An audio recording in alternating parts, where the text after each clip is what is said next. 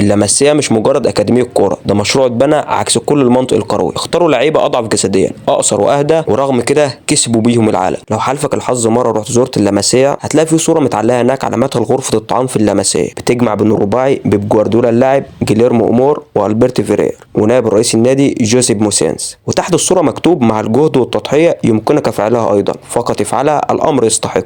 الصوره دي مش ذكرى ومش حنين للماضي، ده اعلام مبادئ واسس. اجتهد وضحي، وحتى لو جسمك مش مثالي تقدر توصل. وده بالظبط جوهر اللاماسيا. وفرق قوي بين اللاماسيا الفكره واللاماسيا المكان، لان اللاماسيا في الاصل كان بيت ريفي قديم اتبنى سنه 1702 للناس من كاتالونيا عادي، لكنه كان جنب ملعب الكامب نو اللي اتبنى سنه 1957، وتحول بعد كده لمكان اجتماعي للنادي، ولحد السبعينات مكان ملوش اي علاقه باكاديميه برشلونه، لحد ما في عهد رئيس النادي خوسيه لويس نونيز اتحول البيت الريفي لمسكن اللعيبه الناشئين المغتربين. من اللحظه دي بدا الربط الحقيقي بين اكاديميه برشلونه واللاماسيا. لكن لحد الثمانينات اكاديميه برشلونه كان زيها زي اي اكاديميه في العالم، مفيش هويه، مفيش فلسفه بتخليها مختلفه عن بقيه الاكاديميات، حتى اختيار اللعيبه كان زيها زي اي اكاديميه بالجسم والقوه. لكن في اواخر الثمانينات دخل شخص واحد غير تاريخ النادي كله، هو الهولندي يوهان كرويف. برشلونه كان قبل كرويف بيشتري لعيبه جاهزه بيعتمد على القوه البدنيه، بيلعب كره رد فعل. كرويف جه وقال: لا، احنا هنلعب كره مختلفه، وحول اللاماسيا من سكن لعيبه الى مشروع كروي متكامل على نفس فلسفه اياكس الهولنديه. مبادئ كرويف كانت واضحه جدا، هما مبدئين: الاستحواذ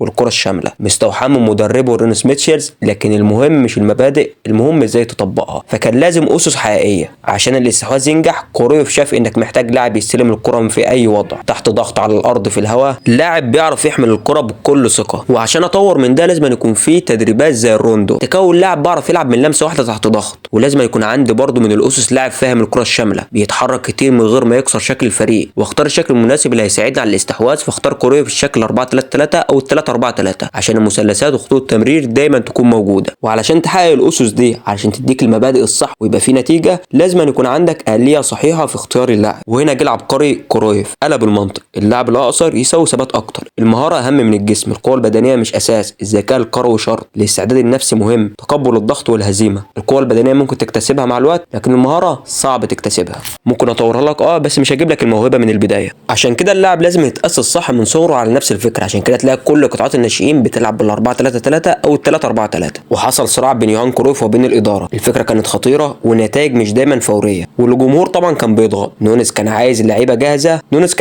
جاهزه، يعني صفقات. كرويف كان مصمم على فكره: نصعد اللعيبه من لاماسيا، وصعد جوارديولا، امور، فيرير، ودول اللعيبه اللي شفتهم في الصوره اللي على مدخل غرفه الطعام في اللاماسيا. لعيبه مش اقوياء بدنيه، منهم لعيبه قصيره لكن عباقره كوره. وبعد كده النتيجه حتى لو ما كانتش فوريه، فبرشلونه كسب اول دوري ابطال اوروبا في تاريخه في بدايه التسعينات بفكر هولندي واقدام هولنديه. وبعد فتره اللاماسيا خرجت جيل من افضل اجيال كره القدم، جيل 87 اللي غير يعتبر تاريخ اللعبه. هقول لك امثله مش للحصر، خلينا نقف عند 3 اسامي في الجيل ده: سيس فابريجاز وبيكيه وليونيل ميسي، غير اسامي تانية طلعها اللاماسيا زي مثلا بوسكاتس اللي فضلوا جوارديولا على يايا توريه، بقى واحد من افضل المحاور في تاريخ اللعبه. جافي عبقري الاستلام تحت ضغط وكسر كل التوقعات. ليونيل ميسي موهبه جايه من الارجنتين، بقت اسطوره اللعبه نفسها. والباقي اكتر من انه يتعدى. بتتكلم عن اندريس انيستا، اللاعب اللي الكره كانت في رجله مغناطيس، وبيول وبيكيه وغيره وغيره وغيره. وقطر اللاماسيا ما بيستناش حد: فيكتور فاسكيز اللي اشهر لاعب في جيل 87. تخيل جيل في ميسي وفابريجاز وبيكيه غير نجوم تانية، وكان الاشهر فيهم هو فيكتور فاسكيز، اللاعب اللي يعتبر دلوقتي مغمور. كان في وقت من الاوقات في اللاماسيا كان الجيل ما بيسماش جيل 87، كان بيسمى جيل فيكتور فاسكيز. لكن قدره بسبب الاصابات خلاه ما يلحقش قطر اللاماسيا. في العهد الاول لاخوان لابورتا اللي كان داعم جدا للاماسيا، شفنا نجوم كتير زي ميسي، زي بيول، زي بيكيه. وشفنا لاول مره في التاريخ في 2012 فريق كامل 11 لاعب كلهم من اكاديميه واحده، اكاديميه اللاماسيا. وفي نفس الوقت اختياره مدرب في الوقت ده مغمور بيب جوارديولا على حساب السبيشال وان جوزيه مورينيو. مش اي حد ياخد الخطوه دي الا لو كان مصدق فعلا فكره اللاماسيا. وفي عهده طبعا حدث ولا حرج 2 دوري ابطال اوروبا في العهد الاول 2006 و2009. وممكن نتكلم كمان في 2011 هو امتداد لمسيرته حتى لو هو ما كانش رئيس النادي. لما الهويه اتباعت في فتره روسيل وبارتيميو، وقرر برشلونه ان هو يجيب اللعيبه الميجا ستار في العالم، صفقات بقى وفلوس. الفكره اللي كان ضدها في الاول خالص يوهان كرويف ودخل في صدام مع نونيز، طبقت بعد كده تقريبا من 2012 لحد نهايه حقبه بارتيميو. بتتكلم عن نيمار، كوتينيو، جريزمان، ديمبيلي، نجوم بس من غير هويه. والنتيجه خساره المكانه، خساره ابناء اللاماسيا، خروج مواهب زي جافي سيمونز اللاعب اللي كان ملمع قوي في اللاماسيا. لكن مع رجوع الهويه في عهد لابورتا رجع الاعتماد على ابناء اللاماسيا كده شفت بيدر وجافي وبالدي ولوبيز ولامين يامال، طبعا النجم اللي هيكون حدوث العالم يمكن بعد ليونيل ميسي. اظن من غير فكره اللمسيه في العموم كان ممكن لعيبه زي انيستا وتجافي ما يكونش لهم مكان اصلا في اكاديميه اي نادي تاني، وده بسبب ان المعايير معظمها قوه جسديه. لكن اللمسيه مش مجرد اكاديميه، دي فكره، واي نادي فاكر انه يشتري النجوميه من غير فكره هيدفع الثمن. لو عجبتك الحلقه دي كانت اول حلقه من سلسله مصانع النجوم، واختار معايا في الكومنتات نتكلم عن اكاديميه مين الحلقه الجايه.